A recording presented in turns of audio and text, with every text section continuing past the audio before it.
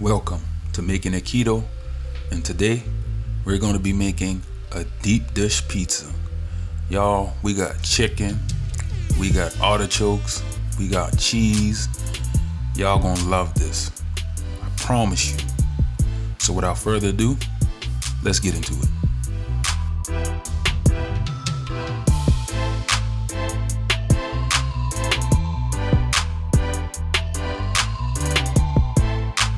Alright, so we're going to start off by making one of our two sauces that we're going to be putting in the pizza. This one is an Alfredo based sauce, and I'll have all the amounts and ingredients listed in the description box below. So we're going to start off by adding in 1 cup of heavy whipping cream. We're also going to add in a tablespoon of minced garlic. We're going to add in some Italian seasoning. We're also going to add in salt and pepper, and you can season that to your taste and your liking. We're also going to add in some butter, about 2 tablespoons of butter, and we're going to add in some Parmesan cheese. I did a 1/4 cup, but you guys can put in as much as you need to your liking. Let's bring it to a light boil. Once we get it to that point, let's take it off the heat and set it to the side. And don't worry about how thick the sauce is right now, guys. As it cools, it'll thicken up a little bit. All right, moving on to the second sauce, guys. This is going to be the pizza sauce. We're just going to go ahead and add in maybe a cup of tomato sauce.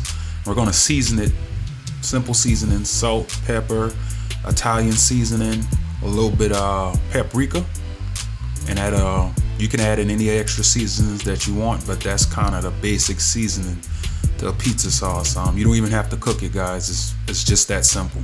All right, moving on. We're gonna need some artichokes, some chicken. The artichokes, guys, that's the canned artichoke. So if you don't want to have fresh artichokes, you can use the canned stuff. The chicken is I cooked down some chicken tenderloins and just cut it up, but you guys can use store-bought chicken if you want. You don't have to cook the chicken. You can go get a rotisserie chicken and cut it up, or however you feel, but you don't have to cook the chicken. Kind of speeding the recipe up if you want to. Just a tip. All right, moving on to making a crust for the pizza now. So in this bowl, I have the vital wheat gluten, the Lupin Flour, the Oat Fiber, the sweetener of your choice, salt, and Xanthan Gum. And I'll have all the exact amounts, guys, listed in the description box below. Once you have this in the bowl, we're going to whisk all the dry ingredients together to get them well incorporated. Once that's done, set it to the side. Alright, we're going to start working on getting the wet ingredients together for the crust.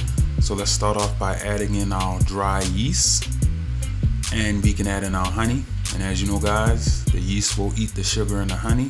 It's used to promote the rising of the crust. Go ahead and put in your warm water, about around 80 degrees. And let's give it a little whisk. All right, now we can go ahead and add in our 2 eggs. And once we have our eggs in, we're gonna go ahead and start adding in our dry ingredients. So we're gonna do it in 2 parts. So add in roughly half of the dry ingredients now. And then we'll go ahead and put on our dough hook. And then we'll start mixing it.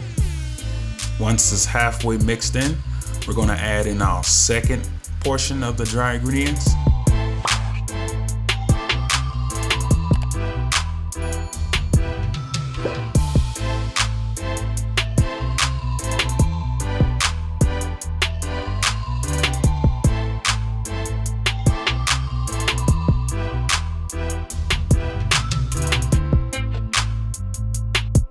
And about midway through, guys, you want to go ahead and add in your 2 tablespoons of softened butter and let it mix until it's a complete dough. When you're done, it should look similar to this.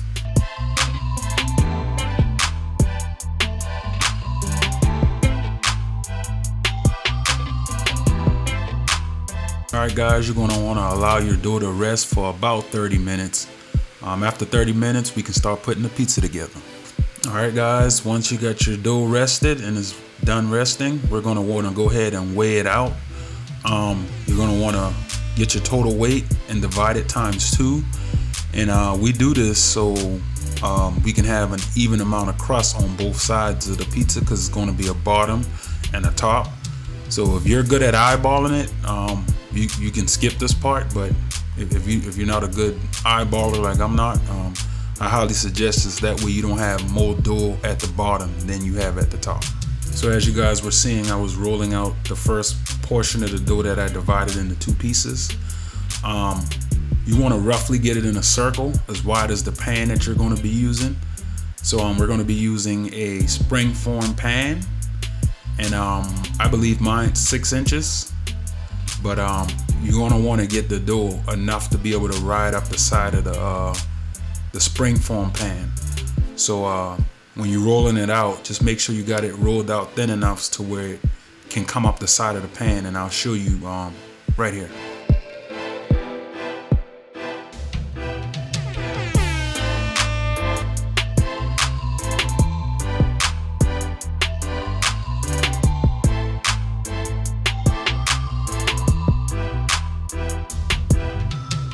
Alright, once you have that prepared, we're going to go ahead and start preparing our cheese. I like my cheese shredded off the block because the pre-shredded cheese has some type of potato starch in it that adds to the carb counts. I don't think it's a lot, but it adds. So I mean, if you don't mind doing your own shredding, I would recommend doing it this way. But if you want to save on time, you can use the pre-shredded cheese. It'll work the same way. It's just that it has some type of potato starch in it that prevents it from sticking while it's in the bag. So just to let you guys know. All right, moving on. We're gonna start building this thing. So we're gonna do it in layers, you know it. Go ahead and add in your cheese. Be generous, as much as you like.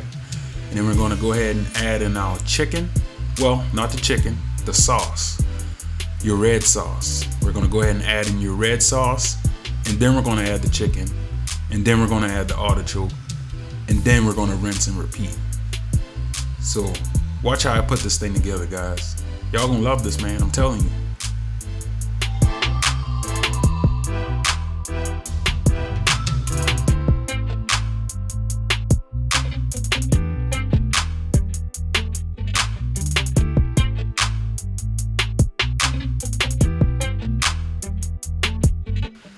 Also, guys, just to let you know, you can do whatever you want to this pizza. I just made a base form of it. I like artichokes, I like chicken.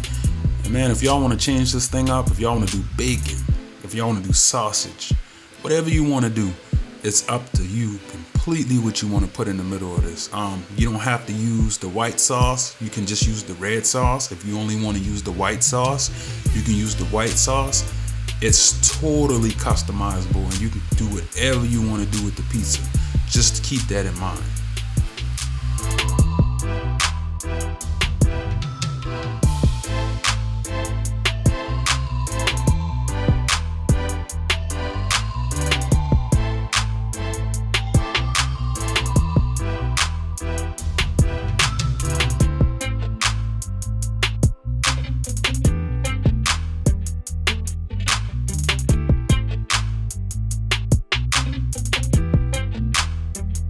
Alright guys, so we're going to go ahead and make the top for this pizza. So your second half of the dough that we had, we're going to roll it out just like this. We're going to use the spring-form pan to make the top, to cover it up. So the easiest way I found to do it was just to put the pan over the dough and use a pizza cutter to cut it. Alright, now that we have the top cut out for the pizza, we're going to go ahead and put it on the top. And as you can see, guys, once you get the top on the pizza, just use your fingers to kind of press it and pinch it together, just enough so it don't open up while it's cooking in the oven. You also want to go ahead and poke some holes in the top of the crust. That way the steam can allow to escape the pizza while it's cooking. And you also want to put a light layer of red sauce or the white sauce on the top, whichever one you choose. This helps the crust not to burn while it's cooking in the oven. I also use cheese, a little bit of cheese on the top, not a whole lot, just a little bit. And guys, as you will notice, I'll have to take it back out the oven because my crust started to get a little dark, and I had to use aluminum foil to cover the edges so it wouldn't burn. So that's why I promote putting the sauce on the top and the extra layer of cheese on the top of the pizza before you cook it. So we're going to be baking this pizza at 400 degrees for approximately about 17 to 25 minutes. I advise you to keep an eye on it around the 17-ish minute mark, just to make sure that your crust don't start burning, because I had to take mine out the oven because it started to burn on the edges before the pizza was actually done. So I just want to let you guys know to keep an eye on that while you're cooking your pizza. Alright guys, and when it was done and the pizza was cool enough to take out of the pan, this is what we were left with.